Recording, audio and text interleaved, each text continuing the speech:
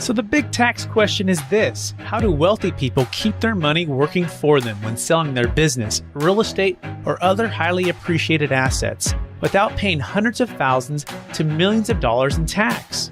What if we, as business and real estate owners who have poured blood, sweat, and tears to growing our wealth, and who didn't hire expensive tax attorneys and CPAs to map out an exit strategy, knew their secrets?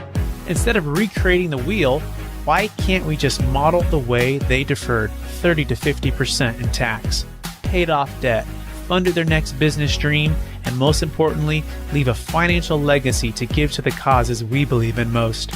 What if their secrets weren't complicated at all, and you just need a guide who is a few steps ahead of you? That is the question, and this podcast will give you the answers. My name is Brett Swarts, and welcome to Capital Gains Tax Solutions. Welcome to the Build to Billions podcast, where we guide successful entrepreneurs and investors on their journey from millions to billions. We believe the key to scaling and compounding your wealth in life starts every single day with the mindset and practice of stewardship over ownership and applying billionaire biblical principles. Our ultimate goal is to help you scale and compound your wealth in life so you can give more all of it away to help MVPs. My name is Brett Swarts. Each and every episode, we are joined by the world's top entrepreneurs, millionaires or billionaires, and they share their secrets and insights with us so we can all level up and make a bigger impact. I'm excited about our next guest. He's the president and CEO of International Business Associates, a Pacific Northwest's oldest and largest business brokerage firm, established in 1975 with over 30 years of experience in mergers and acquisitions. He has personally facilitated over 300 transactions involving privately held companies and family businesses across multiple states.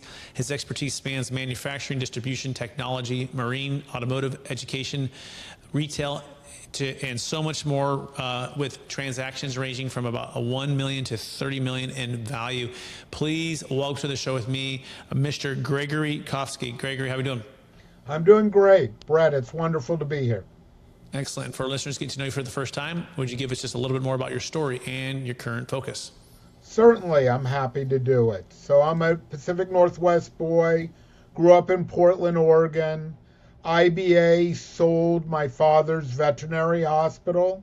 That was my family's first exposure to the company.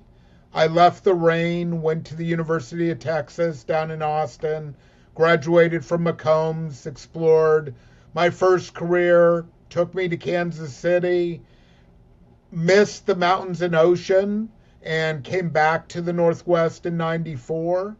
Didn't know what I wanted to do next, and my father said, "You're a salesman by personality. You've got an accounting and finance background academically. I think you'd be good at selling businesses." Introduced me to the founder of the firm, Bill Osofsky. I joined in '94, emerged as one of the top people with the firm. In 2000, we did an internal sale where I acquired the company, and 26 years later, I'm still playing this game. Fantastic. I love it, Gregory. Let's dive right into the topic, which is the number one, secret to selling a business in today's environment. What is the top thing if you're sitting down with a business owner who's got a 5, 10, 20, $30 million exit, and they're saying, "Wow, Gregory, how are we going to do this? How are we going to get the highest price and the best terms and the most certainty of closing?" I would start with the age-old saying, those that fail to plan to fail. So you need to surround yourself with quality professional advisors. Selling a business is very sophisticated. There's legal elements, there's accounting elements, there's tax elements, there's finance elements, there's business elements, and psychological elements, and then frequently real estate elements. And so you need to have all the domains of knowledge and experience necessary to execute intelligently. And then the fail point for many sales is not knowing the market and where to go to market, because I always say there's no dumb money, and the people who would buy a business, whether it's for 3 million or 30 million, they're going to have their team. They are going to know the marketplace. And if you don't have someone on your team who can justify the value you're seeking, you're going to lose at the poker table. So good so far. I love it. I'm going to just kind of recap. You got to make sure you have all of the domains of knowledge or have a team that has this to help you with this when you're planning legal, accounting, tax, business, psychological, real estate elements. And you're doing the planning, being intentional, right? I like to say you spent 10,000 hours or more building this blood, sweat, and tears. Why not spend 5, 10, 20, 30, 50 hours? I mean, you know, if you can build a team to make sure before you exit, before you're in those major areas of which can trigger the event to sell. What percentage of sellers do you feel actually do the intentional planning, and or it's more reactionary due to a death or divorce or disability or some kind of triggering event? It's a very loaded question, Brett, because most of our clients are executing their vision, doing what they enjoy, and making money. So our problem is they don't need to sell. They have to want to sell. But the smart ones, and most entrepreneurs are street smart, will realize they do need to have a strategy in place.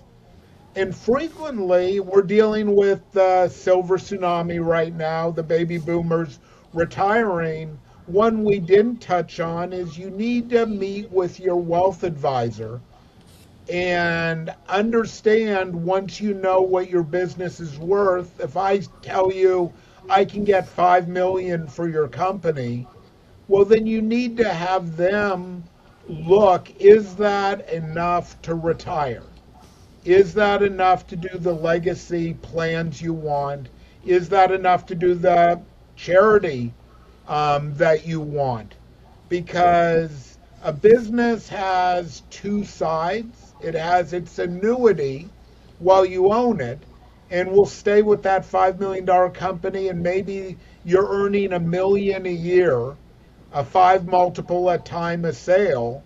Well, if you need 7 million to retire like you want, maybe you need to stay at the helm 2 more years, bank a little bit more money, and then execute on the sale.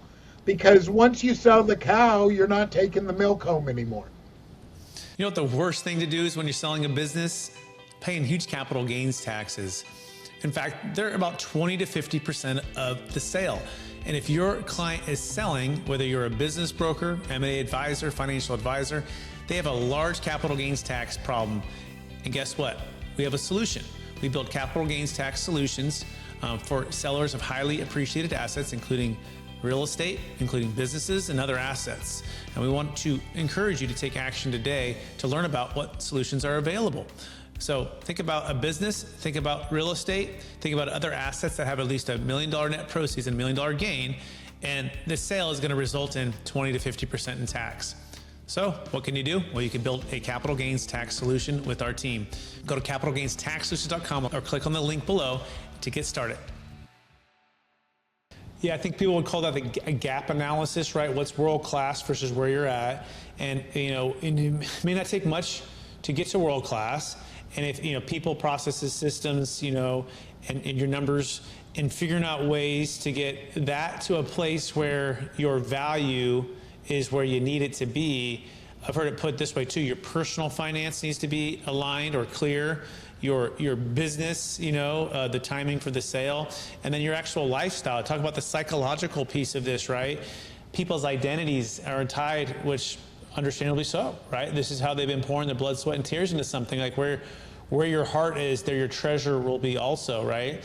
So talk about just the psychological change that people need to be prepared for, and what do the best ones do to make sure that their purpose and their identity is not so, completely wrapped up in the business that when they sell, they're in a really tough state.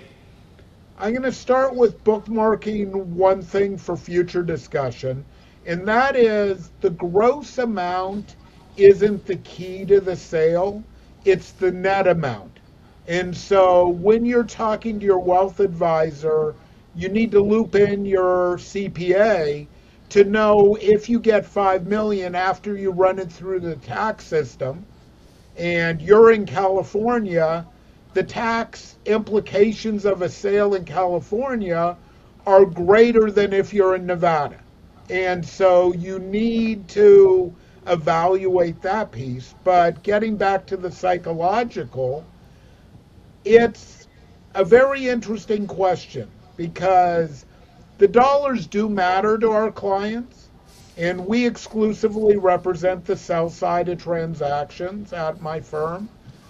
But you also got to think about the employees, the customers, the vendors, because if you're in small town America and you're selling your company, the last thing you want to do is go to a restaurant, your favorite restaurant, for a steak and run into ex-employees who give you the stink eye because you sold to a buyer who let them go and they're in their late 50s, early 60s, and now they're scrambling in life. So sometimes thinking about who you sell to, if they're going to shut down the manufacturing facility in your small town, you may leave some dollars on the table to protect your legacy because the Little League park has your name on it.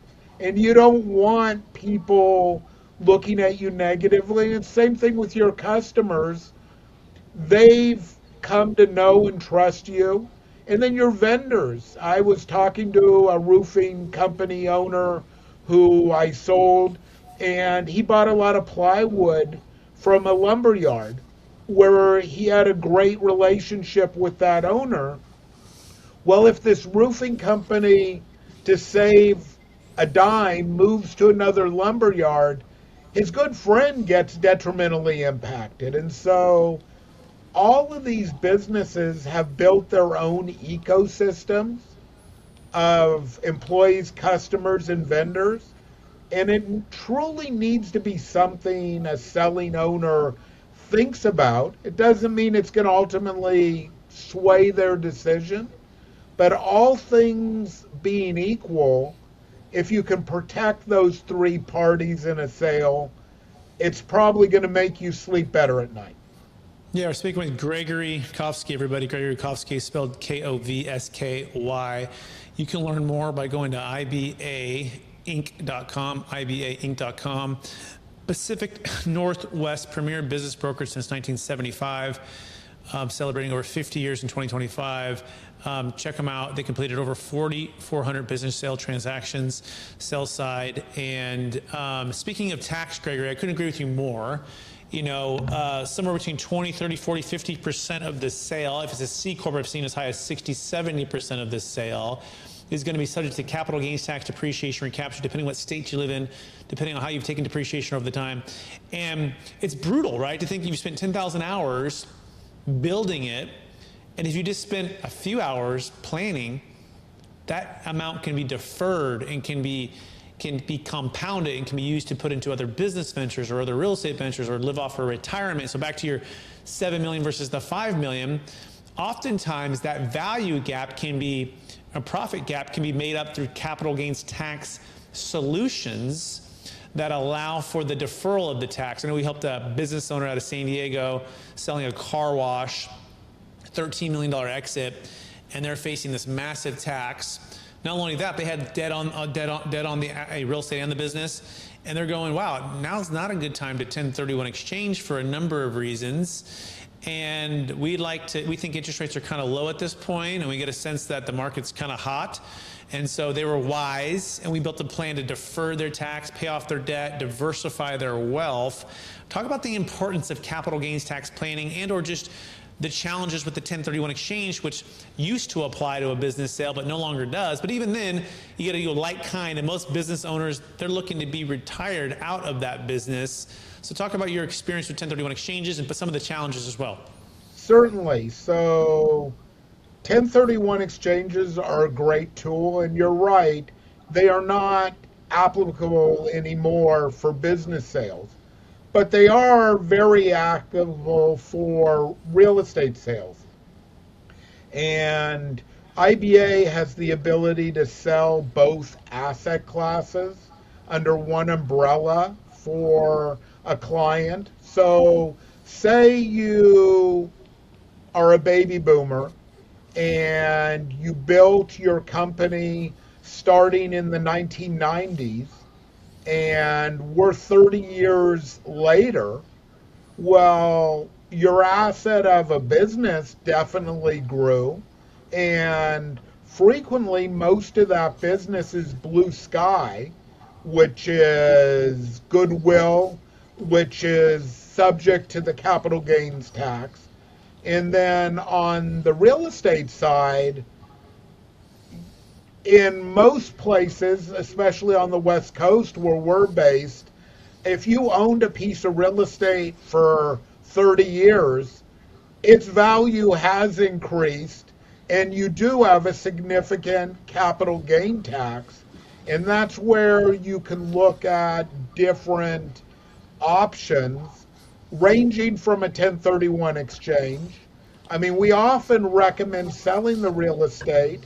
We're all familiar with Sears. Well, if you have a single tenant in a building, there's risk exposure. People didn't think people that had Kmart and Sears were at risk with tenants, but it's taken years to absorb those large big box spaces. Pause you for a second. I couldn't agree with you more. I think it's brokerage malpractice to have somebody sell and continue to put all of it into a single tenant asset, into one asset class real estate.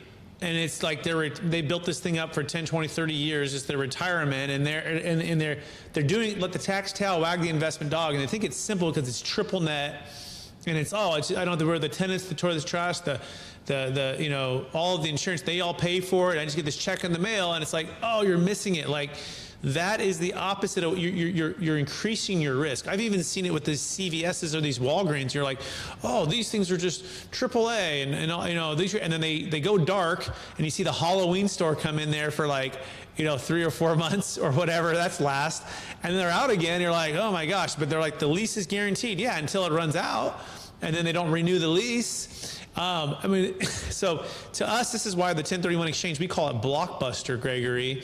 And we like to build using 453 installment sales with trust, where you can defer tax and not have to be subject to the timing restrictions of the 1031 exchange, nor do you have to be subject to the asset class over concentration. I mean, you can go into traditional stocks, you can go into passive real estate funds, you can go to active business deals, you can go to you can go to private equity, private credit, you can go into Bitcoin, you can go into different asset classes that you can diversify, right? That's the point, and have liquidity and be out of debt. The other thing about the 1031, you have to replace the debt. So if you're selling something where you have interest rates of 3.5%, 4% that you've been locked in for a few years, well, when you transfer, right now it's 6.5%, 7%, maybe sometimes 8%.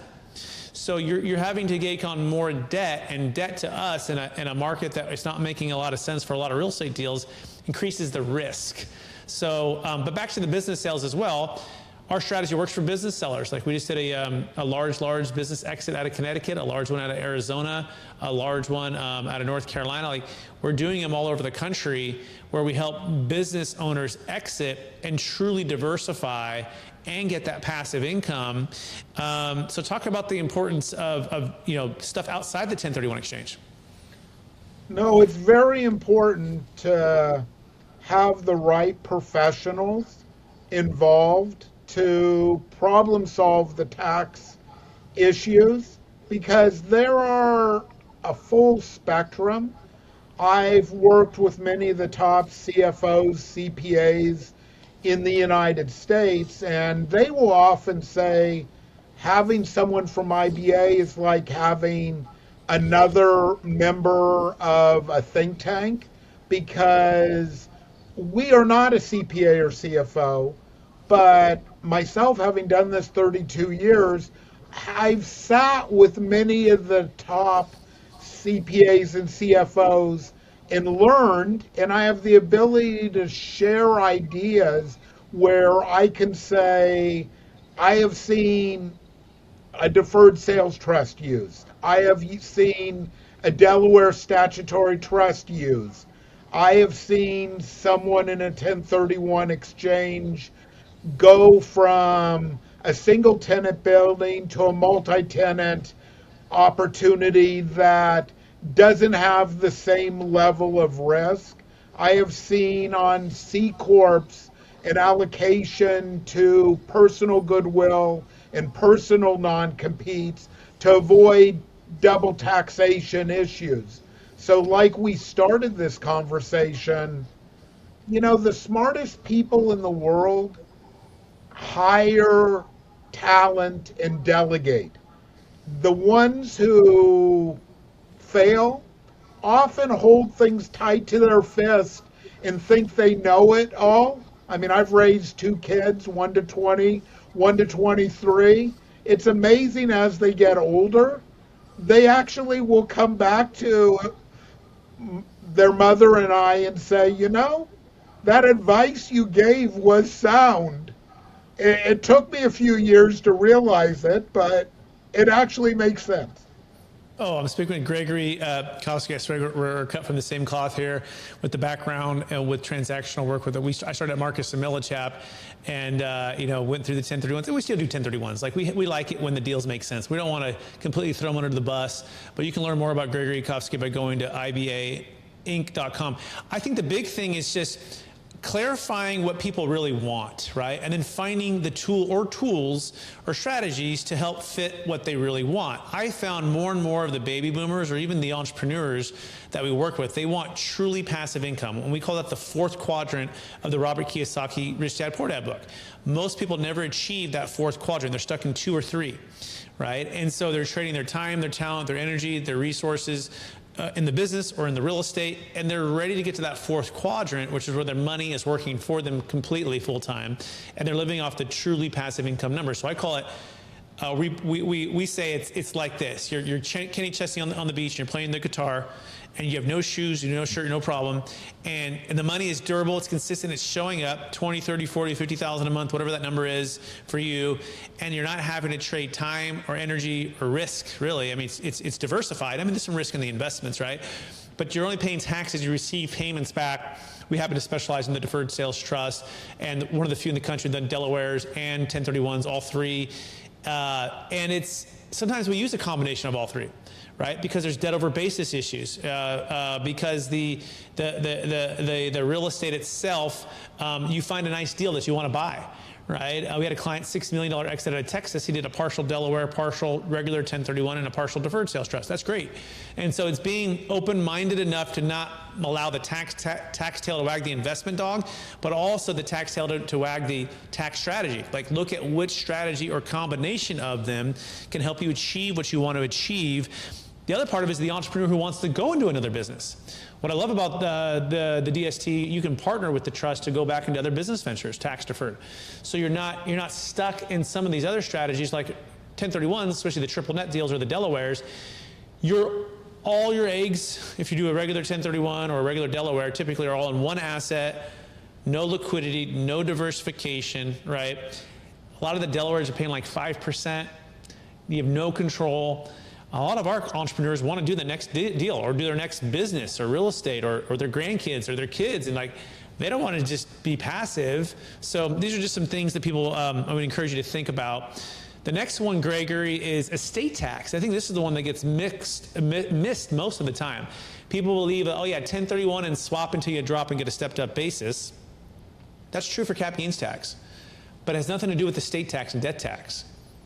Right? So debt tax is 40% of anything above 30 million married or 15 million single. Now, our strategy, we have a 2.0 version that eliminates this estate tax without any charity, life insurance, or gifting required. But this is such a pivotal moment. It takes a sale of an asset while you're still alive and setting up this irrevocable trust prior to all of it consummating, right? If you set it up in time and properly execute this, you can achieve this all in one day and one sale. And it's remarkable to me, either the lack of planning or just the lack of knowledge of some of these strategies, and then people put themselves in really tough positions. But what is what is your encouragement or advice when it comes to the estate tax, planning? Brett, you hit on a really good point. I encourage people to think about where the dollars are going after they pass. If they're going to their kids, if they're going to their grandkids, you want to plan ahead, and it may be putting some of the stock of a C Corp into a trust pre-sale, or even donating it to your favorite charity pre-sale, so you're not donating money to them post-tax. If you get it into their nonprofit before the sale's completed as a stock gift, then they get to deal with the tax implications, and it can be much more favorable. So instead, you talk about a 40% hit. If you're giving someone $100,000, who would rather 60,000 or 100,000? So that's the type of things where putting your elements in place, it's going to take us 6 to 12 months to sell a business on the short end. So you have time to meet with people, pick the right attorney to negotiate on your behalf, make sure your wealth advisor knows what they're doing, or maybe bring in a consulting CPA or wealth advisor to address an issue which they may not be familiar with. Again, you want to bring the talent to the table on your side, because you really only have one chance to get this right. Oh, I can't agree with you more. Gregory Kovsky, everybody. You can learn more about him by going to ibainc.com, ibainc.com. And if you have a large exit that you are considering having, and you're looking at building a capital gains tax exit plan, our company, Capital Gains Tax Solutions, offers services in all 50 states. Businesses, Bitcoin, real estate. It can save a failed 1031 exchange or be in combination of a 1031 exchange. Go to capitalgainstaxsolutions.com or check out the book, Building a Capital Gains Tax Exit Plan. It's actually my story, Gregory, of Marcus and Millichap days, 2006 to 2008, the crash in '09, and learning about what people could have done had they known about this strategy, right? Had they had a team of professionals like you're talking about, and had they executed and planned. And so, I think it's just as important to build a capital gains tax exit plan, because guess what? The government is your 20, 30, 40, 50% partner if you don't. And they're happy to take their fair share right at the close of all of your efforts. Or you can build a plan to defer that and or the estate tax elimination if you properly plan. And Gregor's exactly right. This time frame is so crucial on those exits. You only have so many of those exits in your lifetime. Make sure you have a team and a plan in place. Gregor, we're way over time. You ready for the lightning round? Sure. Shoot. All right. Knowing what you know now, if you could go back to your 20-year-old self, what's the one gold nugget makes you to tell yourself to do?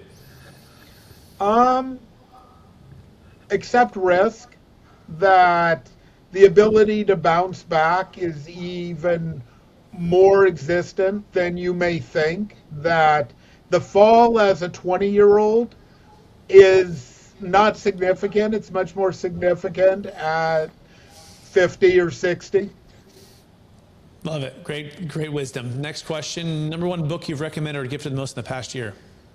Actually, I just pulled that to give it to my son, and it's an older book, but in alignment with the World Cup, which is coming up.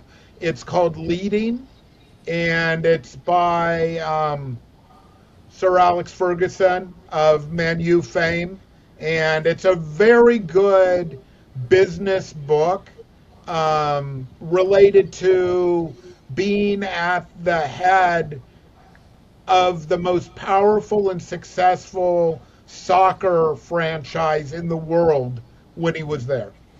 Fantastic. Love it. Check that book out. Next question. What are you most curious about right now? I think I'm probably in the pond of people to see where AI goes with the economy. I mean, I tend to be glass half full and align with Javon's paradox that I believe the economy didn't crash when we invented the tractor and the combine and modern farming methods, we actually became more productive and the people got absorbed by the economy. And I think people sell fear, but I think it's going to just be a reallocation of resources in seeing where those productive resources go, because I don't think in the 1800s the sharecroppers realized where the economy was going at that stage when they saw automation enter that domain. Yeah, good wisdom and good insight. And I tend to lean towards that side too. But you also have, it's hard when you're in this, right, to see like where the kids, what are they going to do.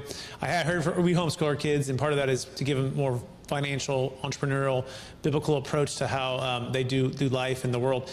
And conflict resolution, personal and interpersonal communication, leadership, like those are things that AI,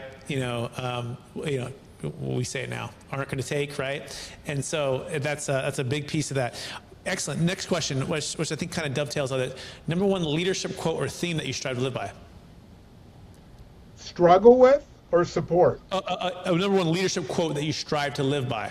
I just think leave it all on the court every day.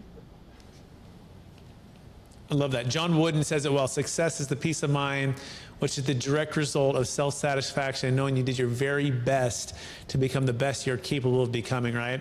And that's the definition of success and winning, right? The outcome is the byproduct of giving your very best and then working as a team to be able to do that. I have this year with John Wooden I look at. He's so good. He has a book too on the memoirs, like his memoirs and like his wisdom. It's so rich if you get a chance. I played basketball in college, so I'm kind of that's my big sport. What's your number one sport, Gregory? Are you a big Seahawks fan, or what's your number? Is it soccer? Well, no, you and I actually come from the same background. I don't know if you knew this on my resume, but I coached college basketball for 4 years. Wow. Post graduating from the University of Texas, where I actually loved the Michigan story because I was a student manager like he was at Texas, and pursued the dream for 4 years post college myself.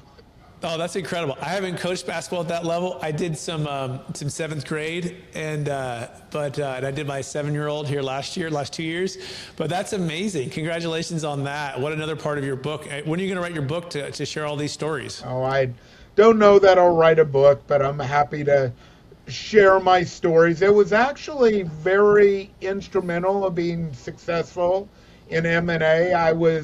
My last stop, I was coaching in the Jayhawk Conference in Kansas. Actually, Brad Underwood, who took Illinois to the Final Four this year, was also coaching in the conference at the same time.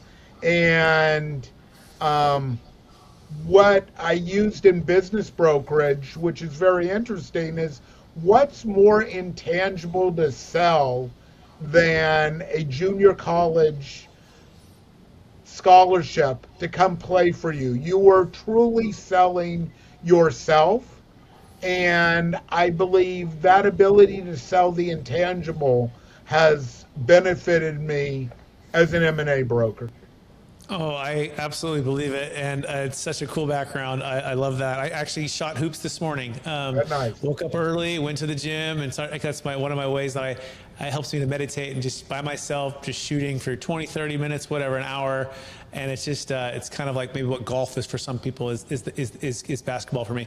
Greg, we're way out of time. It's the very last question and we'll wrap it up. After all your success helping all the people you've helped exit businesses and create a great legacy for their finances and even their company that they're selling, how do you best keep a mindset of stewardship over ownership? It's actually the overarching concept at IBA, which is the golden rule. I just treat people like I want to be treated. And it doesn't matter if it's professional or personal engagement, doesn't matter if it's our clients or my team. I am always looking at the other side of the relationship and saying, if I was in their shoes, would I be satisfied? Amazing. Gregory Kovsky, I want to thank you for being on the show, sharing your wisdom. For people who want to get in touch with you, one last time, what's the best place for them to find you? You can reach me at 425-454-3052, which is my corporate headquarters, or like you've mentioned, our website, which is ibainc.com, ice cream boy apple, ice cream Nancy Charlie.com.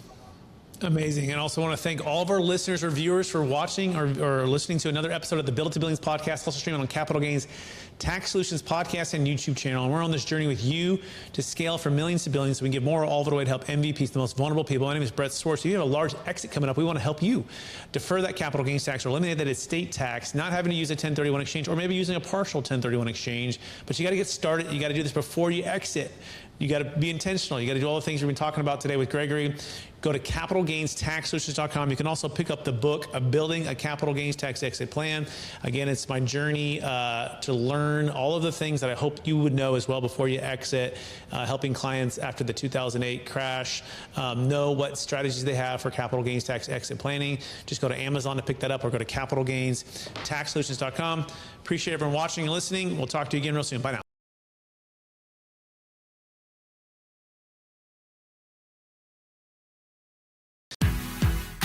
You have just listened to another information-packed episode of Capital Gains Tax Solutions with Brett Swarts. We hope you enjoyed today's show and found it helpful. Visit capitalgainstaxsolutions.com to access the show notes and to access more resources.